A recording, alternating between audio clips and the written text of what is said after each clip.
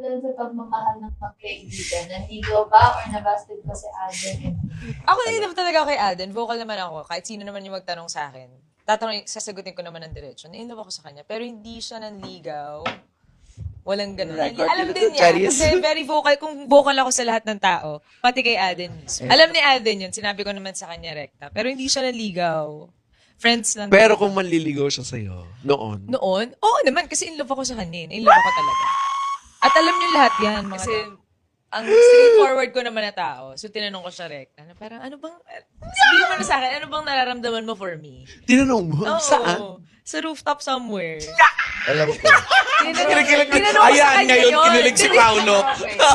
Direkta akong tinanong sa kanya. Gusto ko lang malaman. Sabi ko, kung ano naman yan, tatanggapin ko naman. Sa New Kailangan ko York lang ba yan? malaman. He's no by dyan. Sa New York. Hindi, dito lang yan sabi. Ibang rooftop pa. Ibang rooftop ay sa New Tapos York. ayun, ang sabi lang niya, hindi ko pwedeng sabihin sa'yo kasi mawala yung magic. Ayan. Sabi, Kanya-kanya mga Yun, yun reason yung sinagot and niya sa akin. tamang panahon, Magic. I guess.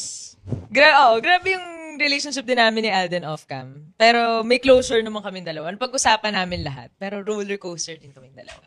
Mas Sa ibang exciting, episode na ng yan. podcast, alam niyo eh. Oh, sana mapaunlakan niya tayo dito para Oo pag-usapan natin. di ba? gawin mo na nga ulit. If it's ready. Sabi nila version mo lang. Correct. Tsaka hello, nakamove on naman na lahat. Okay nung pag-usapan.